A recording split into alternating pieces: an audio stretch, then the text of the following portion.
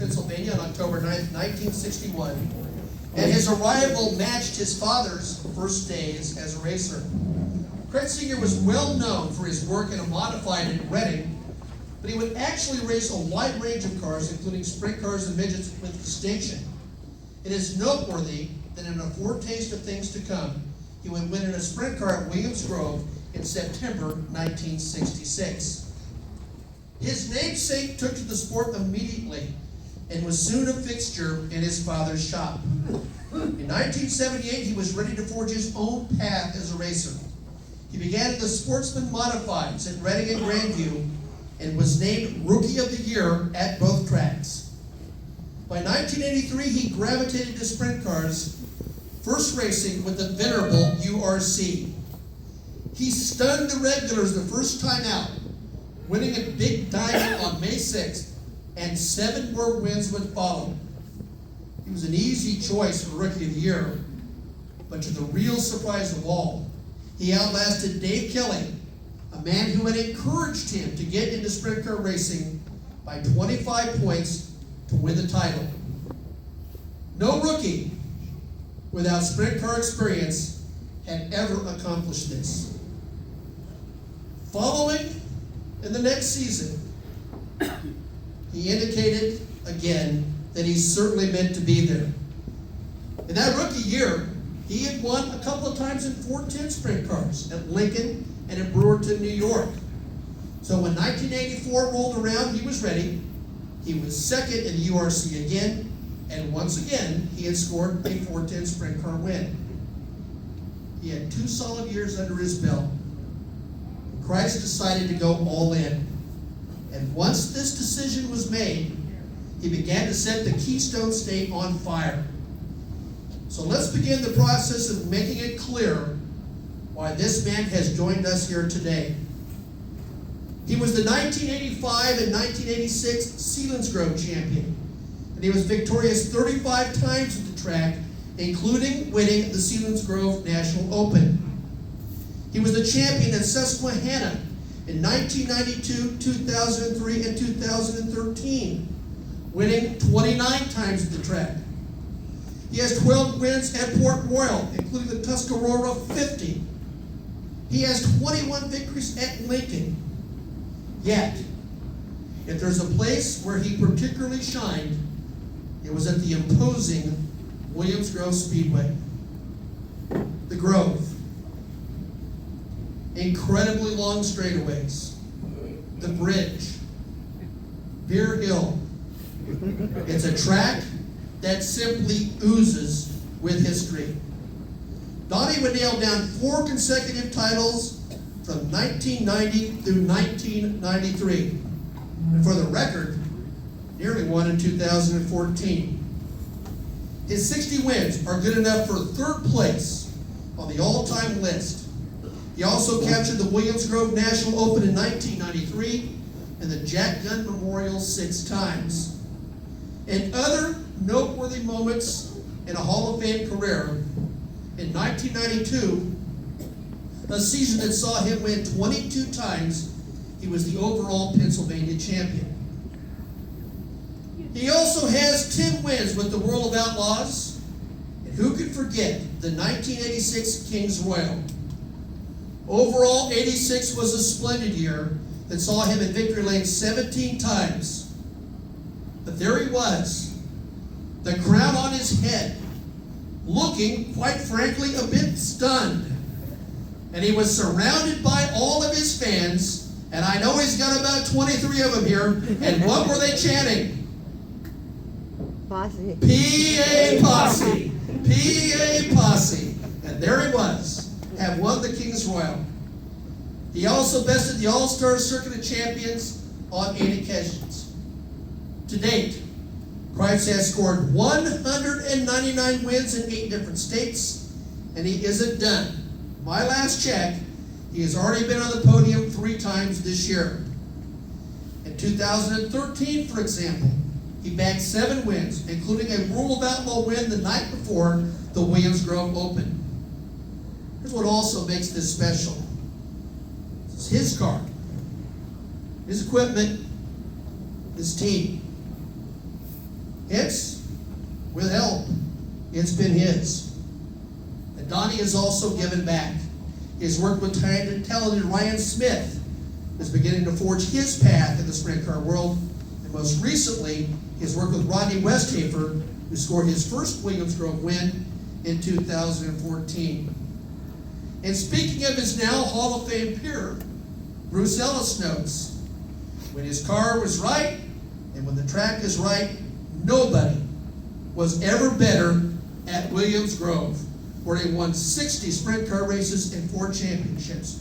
Nobody could wipe out a lead the way he could, and he did it with a smooth, precise style. He belongs with the Hall all-time greats of Pennsylvania, and he certainly belongs in the National Sprint Car Hall of Fame. How many more would he have if he wouldn't have temporarily lost his mind and decided to go NASCAR racing for a spell? But here's the bottom line. In the sprint car crazy realm of the Pennsylvania posse, this man is simply known as the Sheriff. And today, that sheriff is in town, claim his rightful place as a member of the National Sprint Car Hall of Fame, Mr. Don Kreitz, Jr.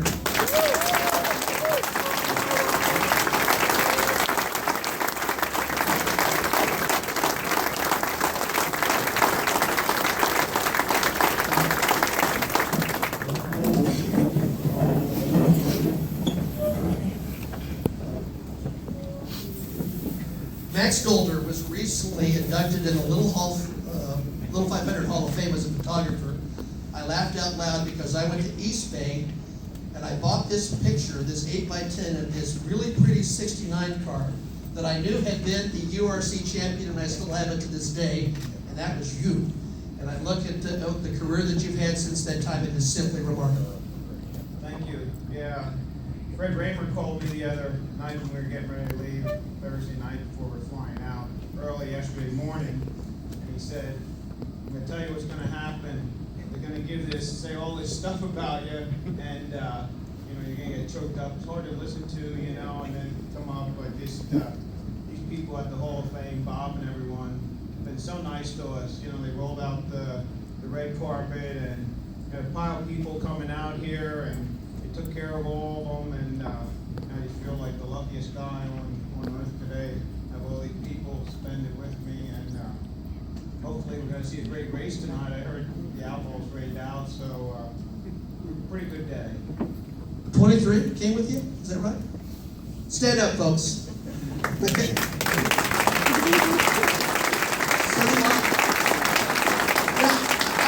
have to go back. As Arthur Bright and I were chatting this morning, I said, do you remember that picture of Don Kreitz after he won the King's Royal? I said, that guy looked like he was completely stunned that this had happened. Now, maybe it was just the shot, or were you?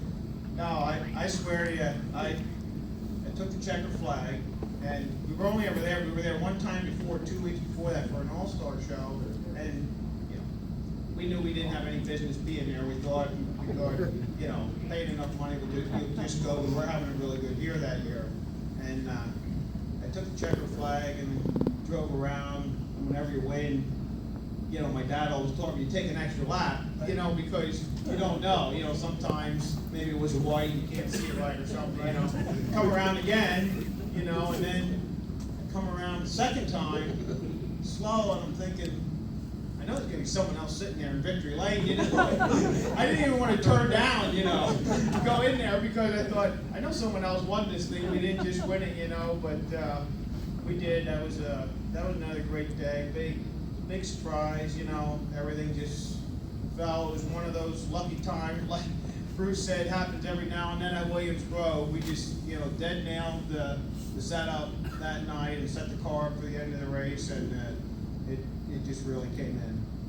Now, you took some of that money, and we teased you a little bit. You went, at the time, it was NASCAR World Series, but I have it in my mind that you got a quick time somewhere in that period of time, did you? I don't think we did. What? Yeah. Well, and I didn't take some of the money. We took all the money, proceeded to lose it naturally, and then, sold the car. We could almost one race at Indianapolis Raceway Park. We were leading the thing, and you know, we were naturally inexperienced. I went into that field line, never drove one lap in a late model, never drove one lap on asphalt in any kind of race car at all. So I knew nothing. We were running everything out of our own shop. I was doing all the setups, you know, and that track was known for, it got really slick in asphalt turns, you know. So for me, this is right up my alley. You know, we only started, we timed, I don't know, 31st, 32nd, they were starting 36 cars. Worked our way up through, and we got into the lead on that thing. Everyone was coming in to change tires. I ran the whole race on one set of tires, never been done before, you know, because we were just easy on tires, and we run out of fuel at the end, and it was a good time. And then you proceeded, you know, I had to ask you a question. You said Rayner called you. Did Rayner stick the needle in you in any way, shape, or form? No, he usually does, but he said, you know, just enjoy it, and we've had a great time. We've done the whole Knoxville experience. We were on the go-karts last night, and it was kind of raining when we were there. We were on that. They kept it open for us, and we were in the Dingus Lounge, and naturally, we were at the Hall of Fame last night. Lynn Paxton and them guys were crazy. I mean, they told great stories. It's just really amazing how guys, they really got it down pat out here. Obviously, they've done it before, and they keep improving it. And that Hall of Fame, I mean, what they do for sprint cars, you know, you wish that everyone could see it. It's doing an incredible job. Well, let me just point out, like you were doing those couple of laps at Eldora, when you go up on that Hall of Fame and you see those plaques there, that's yours. That's going to be among that number.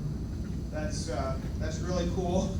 Hope we get back sometime to you know, to see that. It's just it's really neat. Probably hasn't sunk in yet, although you know we have had enough time now that we've known about it for a few months, and it was the same thing that Danny Smith talked about. You know, I got the call. I actually got it from Bob. It was Christmas Eve.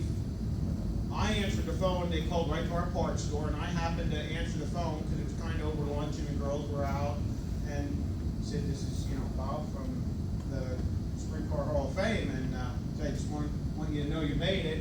And he said, "But you can't tell anyone." You know, so that was really cool. So he said, "You know, you can tell your wife or whatever, but you can't tell." So a lot of my friends were, you know, especially my close ones were pissed at me, you know, when it came out, they're like, you know, you couldn't let us know, you know, and They got over. yeah, they got over it. They're here, so.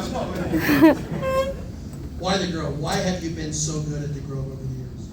Well, some of it is not all the wins, but a lot of them. I was very fortunate through our parts store. We bought parts at Winter's Performance, who makes the rear ends. Davey Brown was working there at one time, and I go pick the parts up, and my dad said to me, "Hey, you need to work your way back in there. Davey Brown does the rears. Introduce yourself." In like 1979, I wasn't even running sprint cars. I was running modified. You know, I said, "Just introduce yourself, and you know, he's you know, wealth of knowledge, probably help you somewhere down the line, you know."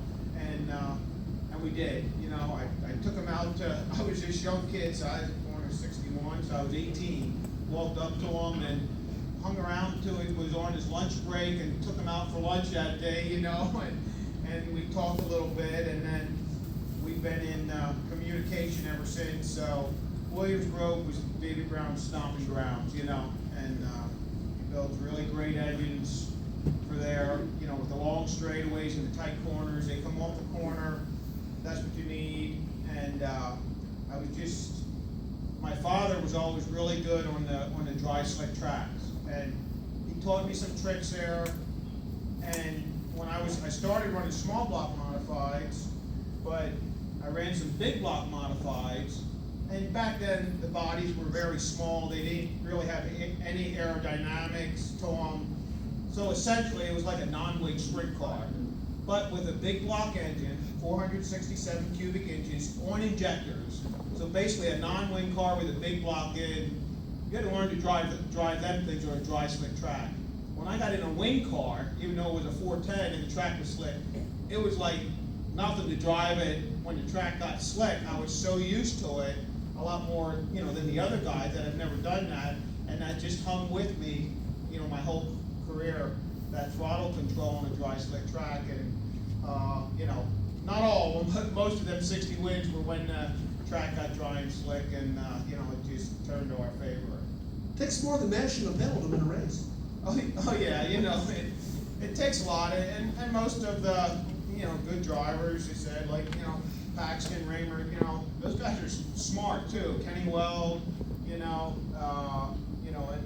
you need to be able to win on wet or dry tracks, is the bottom line. But most of the time, and I just fell into this deal that the big races, there's a lot of cars there, there's usually a lot of racing, the tracks end up getting dry, and if the tracks would end up being wet all the time in big races, we probably would have ended up with a lot less wins. But it just kind of went our way, and it's really helped us out.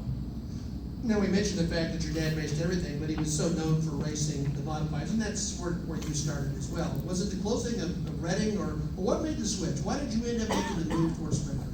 Yeah, I don't know if I would have ever made the switch, and you're right. It was because the Reading Fairgrounds closed, and he actually was running midgets and sprint cars, and then what happened is the Reading Fairgrounds had posted the biggest weekly purse in racing of any kind of weekly racing, sprint cars, modified late models, dirt, asphalt, it didn't matter. And so he switched to modifieds just because it paid more.